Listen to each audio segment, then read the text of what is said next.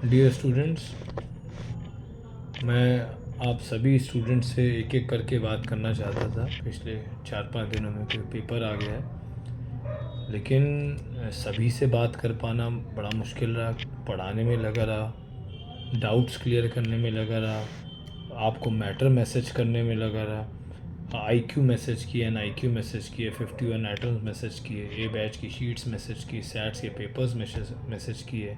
उसके अलावा पढ़ाता रहा हूँ, डाउट्स भेज जिन जिन बच्चों ने डाउट्स भेजे उनको क्लियर करते रहा। आप में से काफ़ी बच्चे जो 11th से पढ़ते रहे हो मेरे से, एक एक से मुझे बात करनी थी कि भाई कैसे तैयारी चल रही, कैसे नहीं चल रही है।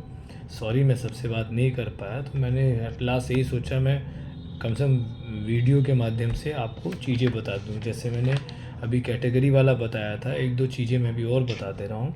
एक तो पेपर कैसे लिखना है, जो मैं आपको क्लास में बताता रहा हूँ, एक बार फिर से रिवाइज़ करा दे रहा हूँ। इम्पॉर्टेंट क्वेश्चंस का एक छोटा सा वीडियो ये सब मैं भी बना दे रहा हूँ, ताकि आप जो है सोने से पहले इनको ज़रूर देख लें।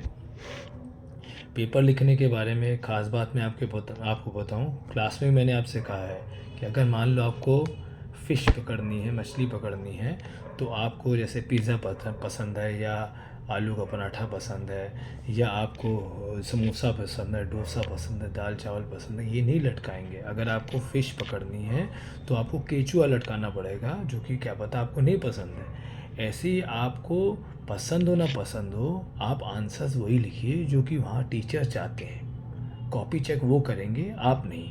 तो आप अपनी पसंद नापसंद पे नहीं चलिएगा, जैसे टीचर्स चाहते, जैसे अपने साल भर आपको सिखाया गया है वैसे ही अच्छे से अच्छा आंसर लिखिएगा। आपको कुछ चीज़ें मैं से बता दूंगा, ठीक है।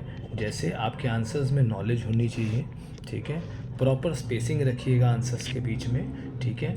मैंने आपको ये भी बोला एक एक लाइन बीच में छोड़ दीजिएगा, ताकि बाद में जब रिवीजन टाइम करें तो उस लाइंस को भी भरिएगा, फिल करिएगा, अंडरलाइन करिएगा, हाईलाइट करिएगा। प्रिंसिपल्स को, इक्वेशंस को, साइंटिस्ट नेम को, लॉज को, इनको हाईलाइट करिएगा, ठीक है। उसके अलावा जैसे मैं इस पॉइंट पे आपको मैं बताऊं, जो कम लिखना है आपका नुकसान कर सकता है। जैसे आपने ये सोचा कि एग्जामिनर, कॉपी चेकर जो कॉपी चेक कर रहे हैं उनको तो आता होगा, वो जब कॉपी चेक करेंगे वो देखेंगे कि आपने कम लिखा है तो आपको नहीं आता होगा, वो ये सोचेंगे, तो नुकसान इससे आपको होगा। तो 1 और 2 नंबर में तो उतना लिखिएगा जितना पूछा जाए, और 3 और 5 नंबर में वो भी लिखिएगा जो ना पूछा जाए, ठीक है जी। अच्छे से अच्छा करके लाइएगा। उसके अलावा मैं आपको इस पे और बता दूं, 3 और शुरुआत में आपने पूरी कोशिश करनी है, जो आपको 15 मिनट्स रीडिंग टाइम मिलेगा उसमें आपने जो क्वेश्चन पेपर होगा उसे ऐसे पलट देना है। आपने 1 नंबर का एक भी क्वेश्चन रीड नहीं करना है। पहला क्वेश्चन एमसीक्यू वाला जो 1 नंबर का आपको अट्रैक्ट करेगा, आपने उसको नहीं देखना है। आपके पास 15 मिनट जो रीडिंग टाइम है उसे 5 मार्क्स से क्वेश्चंस और 3 मार्क्स से क्वेश्चंस की पेंसिल से एक रूपरेखा तैयार कर लीजिएगा कि मैंने कैसे, जैसे ही राइटिंग टाइम स्टार्ट होगा मैंने कैसे लिखना है। आप इसको लेके चलिएगा। 5 मार्क्स और 3 मार्क्स को हमने पहले करना है, और 2 मार्क्स इनको पहले 1.5 घंटे फिनिश करना है। आप इस लॉजिक को समझिए, शुरू में समय ज़्यादा होता है कम होता है? शुरू में समय आपके पास ज़्यादा होता है तो ज़्यादा मार्क्स वालों को समय दीजिए।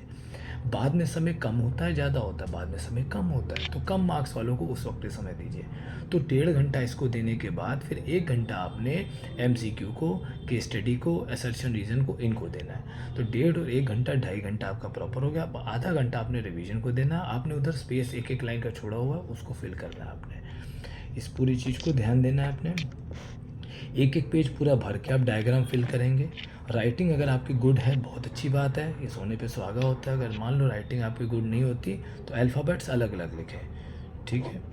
उसके अलावा लास्ट में इम्पॉर्टेंट बात, मान लो किसी क्वेश्चन का आंसर आपको नहीं आता है, ठीक है, आपको आना ही चाहिए, ये तो पहली तैयारी है, आपको सब कुछ आना चाहिए, पूरा पेपर अच्छे से करके आइए, ठीक है। मान लो किसी क्वेश्चन का आंसर आपको नहीं आता है, इन दैट केस आप उस पूरे क्वेश्चन को रीड करिएगा, और जो फिज़िक्स के वर्ड आपको दिखाई दे उसके अंदर उसको अंडरलाइन कर लीजिएगा। अब उसके बारे में जो आपको नॉलेज हो है वो आप लिखिए। ज़्यादातर क्या होता है, मेमोरी में रिकॉल हो जाता है उससे जुड़ी बातें, कभी कभी हम भूल जाते हैं, याद नहीं आता है, ठीक है। ओके बेटा, ऑल द बेस्ट।